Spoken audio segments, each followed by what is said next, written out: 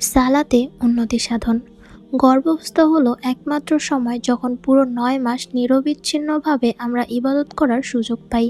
ব্যক্তিভেদে এই বিরতিহীন ইবাদতের দুই ভিন্ন ধরনের প্রভাব সালাতে লক্ষ্য করা যায়।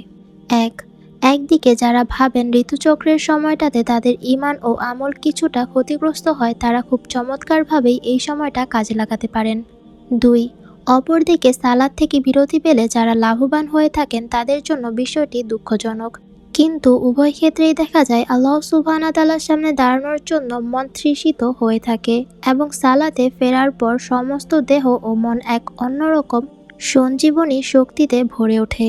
প্রায় সপ্তাহখানেক অথবা বেশ কিছুদিন নিয়মভাবে সালাত আদায় করার পর কিছু কিছু নারী ভাবেন যে তারা হয়তো একাগ্রচিত্তে আল্লাহকে স্মরণ করার পর্যায়ে উপনীত হয়ে পড়েছেন। এরপর ঠিক তখনই সেই সঞ্চিত মুহূর্তের আবির্ভাব ঘটে। সালাতে একাগ্রতা ও আত্মতৃপ্তি ফিরিয়ে আনার জন্য পুনরায় সব প্রচেষ্টা যখন ঢেলে সাজাতে হয়।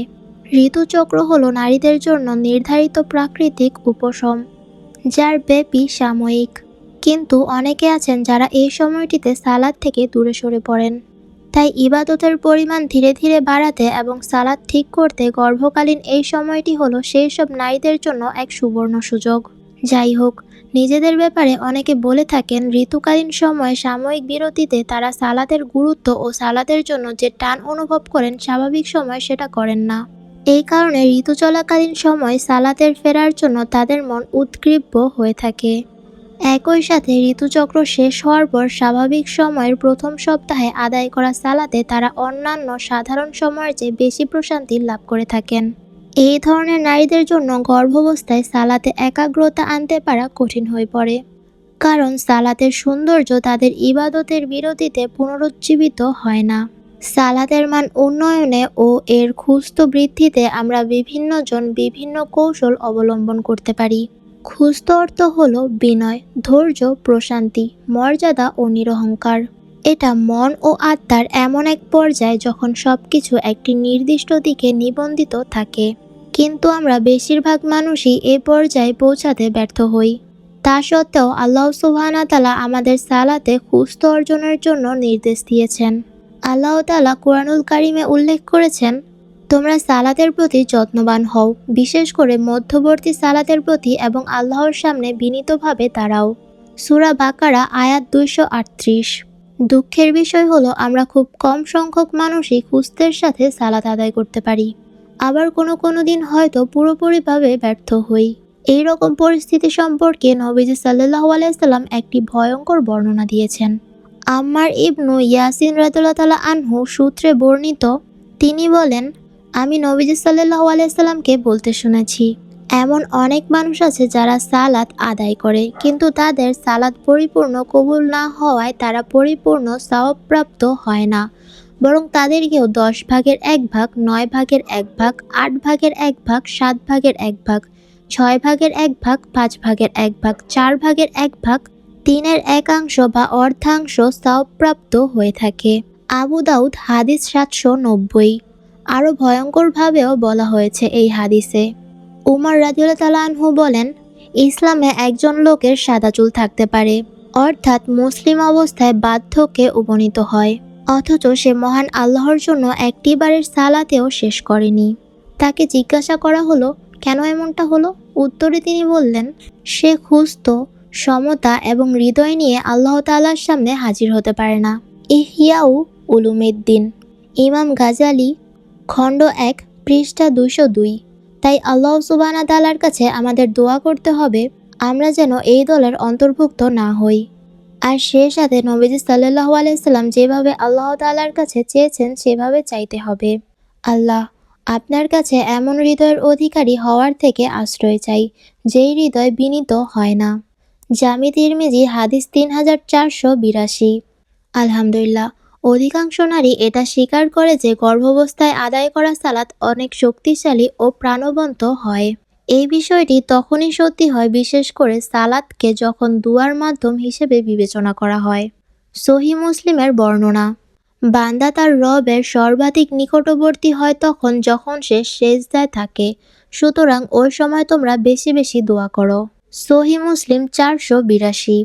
পাশাপাশি আরও বর্ণিত হয়েছে, সেজদায় বেশি বেশি দোয়া করো, কারণ তখন দোয়া কবুল হয়। সহিহ মুসলিম হাদিস 479। আল্লাহ তাআলার কাছে গর্ভবতী নারীদের অনেক কিছু চাওয়ার আছে, আর সেজদা ব্যতীত কোথায় এই চাওয়াগুলো সঠিক মর্যাদা পাবে? তাই একটি সহজ জন্মদান ও সুস্থ সন্তানের জন্য আমরা বেশি বেশি পরিমাণে সেজদায় আল্লাহ তাআলার কাছে চাইতে থাকব।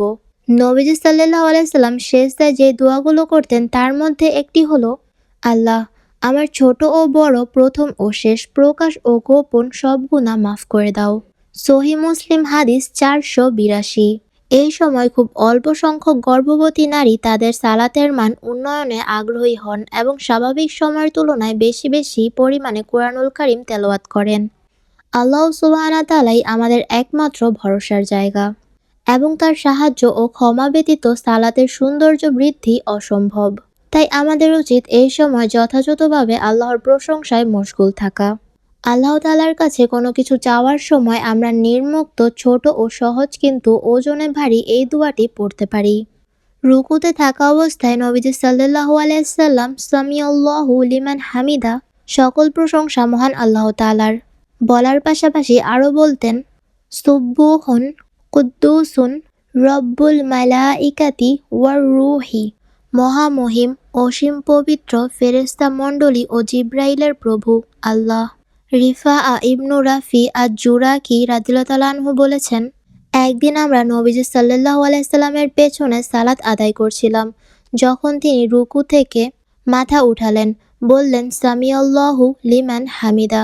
যে আল্লাহর প্রশংসা করে তিনি তা শোনেন। সহিহ মুসলিম হাদিস 487।